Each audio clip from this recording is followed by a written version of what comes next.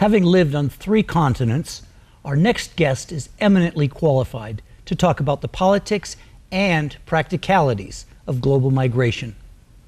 Professor Jack Mangala was born in the Democratic Republic of Congo, did his PhD work in Belgium, and now teaches political science in Grand Rapids, Michigan. He's here today to talk about the challenges and opportunities when large numbers of people pick up and go somewhere else. Jack, it's a pleasure to welcome you to Feel Like You Belong. Thank you, Alan. It's a great pleasure to be here. Great. So you didn't always have in mind that you would be a college professor. You had other aspirations earlier on. Talk about those.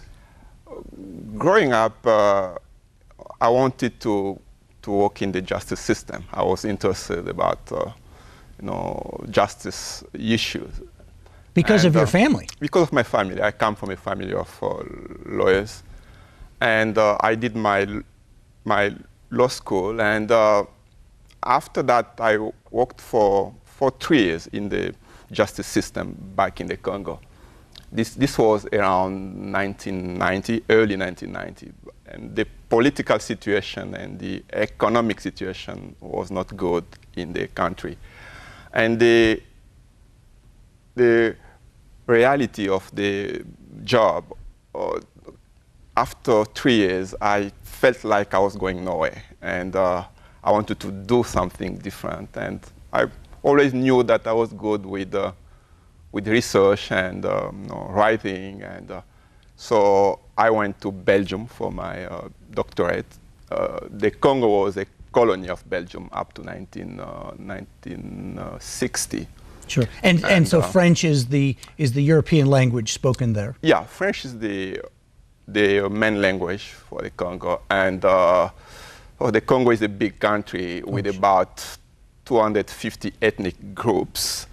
And there are about 4 main languages that are spoken in different parts of the country. But French is the official language for the administration and schools. So almost everyone can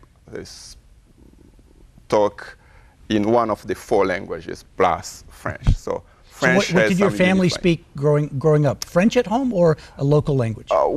We did speak both. Okay. We went back and forth between French and some of the local languages. So you just pick up by playing with friends on the street. But yeah, we went back and forth between. What was the local language? Lingala. Oh, Lingala, yeah, sure. This is the language which is spoken in the capital, Kinshasa, Sure. so on the western part of the country. So you have Swahili, Chiluba. Swahili is spoken mainly on the eastern side of the country. So Chiluba, towards Lingala. Kenya. Yeah. Yeah, sure. So was it a culture shock moving to Belgium? In some respects, yes. In other respects, I would say no. I would not say that when I moved to Belgium, I was totally shocked by say, everything, because going to school, most of my teachers were Belgian, missionary back in the Congo. And with access to education, you get to know about other countries and other cultures, even if you are not there physically. So, but there are certain aspects of the culture that did, of course, shock me, but not. So you got your PhD training there? Yeah, I did my PhD at the Catholic University of Louvain, which is about 20 miles from Brussels, the capital. And what was your concentration? I did international law mainly, and I focused on immigration issues mainly. So looking at the international refugees law. So. Did you have an idea that you might like to stay in Belgium or not? Yeah, originally this is what I was planning on doing, because I do have Belgian nationality as well. So I'm a Belgian citizen. So, but after doing my PhD, I got married, and my then wife is from Russia, and she's the one who got a job in the U.S. Okay. And back then we did we did have an agreement that the one will find a job first, the other spouse will have to follow. So you were the trailing spouse? Yes. And I got a postdoc at the University of Michigan while she started at Grand Valley. So I was at U of M for about 3 years before coming to UVSU. So you're studying international law and immigration. With this interest now in global migration, why is this important for people to understand today? I think it's important because migration is part of human civilization. It's part of human history.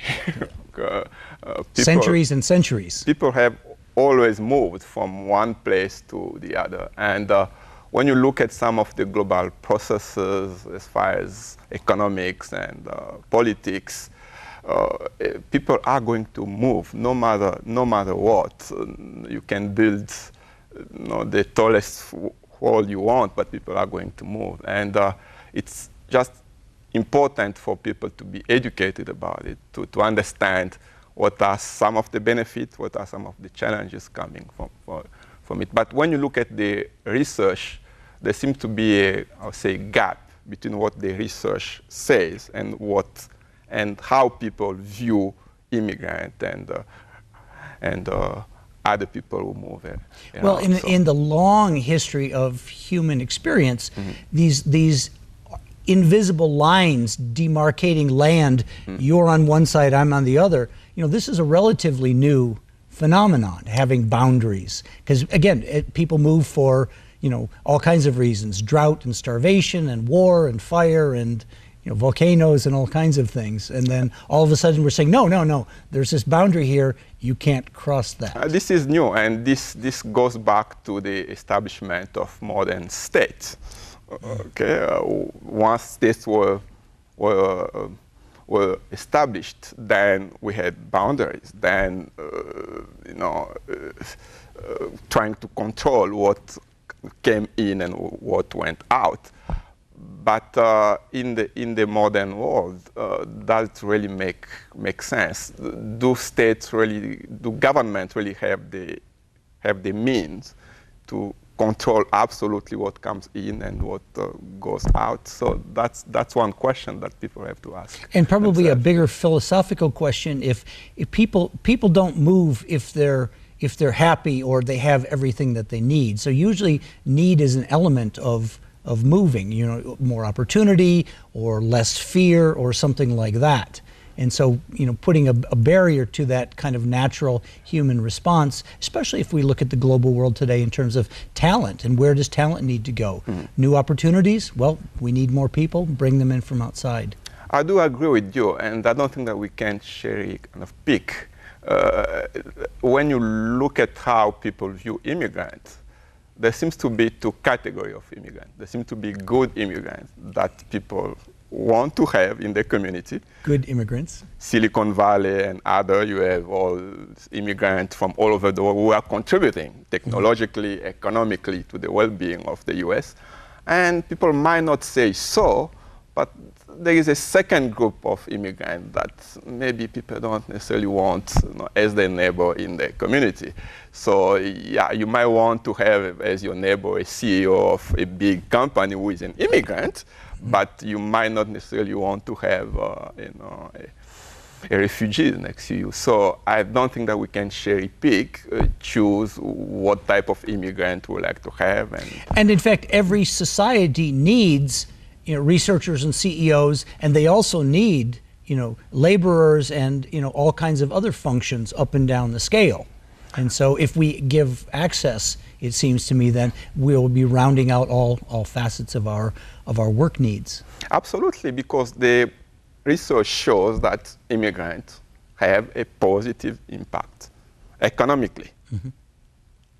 But as I said before, how immigrants are viewed by the general population, there is a clear gap between the empirical research evidence and how people view immigrants and refugees. And this is being fueled in part by misinformation and politics and all these things. So immigrants are just an an easy kind of target for. Let me ask you, because a lot of this is really human nature. We don't like people who aren't like us, or we're mistrustful. Are we able to overcome this through education, or do you think that we're always going to be stuck behind this basic element of human fear?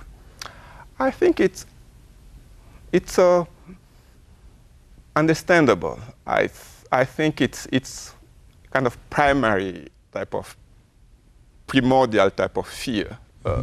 You have, let's say, a new immigrant moving next to you.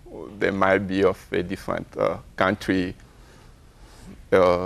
ethnicity, religions, and so on and so forth. I think the primordial reaction is to wonder what is going on. But I do trust human nature. I think through education, there is a way to go beyond this primary fear, as you said, and then look at the other as another human being who is no different than ourselves. And certainly if you have the exposure, yeah. and you live next door to them, and you help push their car out of the snowbank, or they help you, or your kids go to preschool together. Once you really come to know them, once you come to understand what motivated them from leaving their countries and what human being they are, once you really come to know them individually, then you don't just look at them as refugees, as immigrants. You look at them as your neighbors, as people who have something to bring to the table and contribute to the community. Yeah. Sure. Recently, you were appointed as endowed professor on civil discourse. So I have two questions, because I want to know, what is civil discourse? And secondly, you have a conference coming up in a number of months around this topic and looking at the issue of immigration. What is the conference about, and talk about civil discourse? Civil discourse is just a way of having a discussion, having a discourse in a way that doesn't demonize the other side. We can listen to the other side, we can listen to what they have to say and respond, engage them in a way which is respectful and which is civil.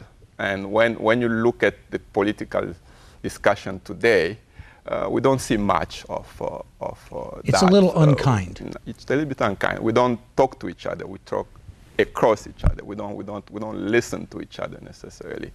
And so civil discourse want to promote this civility in how we discuss and talk about sometimes divisive issues, sensitive issues. But we have to be able as a community to engage in those in a way that doesn't demonize the other side.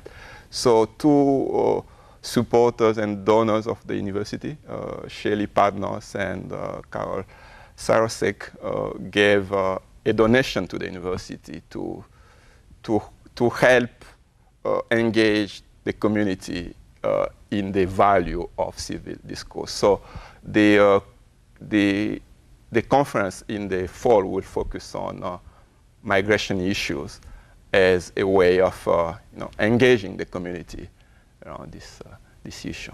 So if people are interested in the conference, how can they learn more about it? Oh, they have to go to the website of the Brooks College of Interdisciplinary Studies. Okay. And we can put that on the screen for our visitor, for our viewers. So that's awesome. We have to wrap up in just a moment, but final word on what would you like non-immigrants to understand about immigrants and refugees? What I would like non-immigrant to understand is that in many ways, immigration is a universal story. We are all immigrants. In our family, if you go back, you find out that maybe your grandparent came from somewhere. and he was faced with the same challenges that new immigrants have to go through. And once we go beyond what divides us, and we really look at immigrants as human beings who decided to leave their country and settle in a different country, and we have something to bring, then I think we can engage them and welcome them. And they bring something to the community. They make us better. That's awesome. Well, this conversation has made our viewers a lot better and a lot wiser. So I thank you for coming by and sharing your knowledge with us today. Thank you, Alan. It's been my pleasure. Thank you. Wonderful. Yeah. Michigan, like any other state, I'm sure, is interested in doing two things. One, it is basically trying to get a lot of investment from outside, because it's important for that state to be able to create new jobs. And as they do that, they obviously go out, and when they're looking for investment, they're going out of the country, they're going to other countries, China and other places, looking for investment. They're also looking for ways through which they are able to sell their products and services to some of those audiences.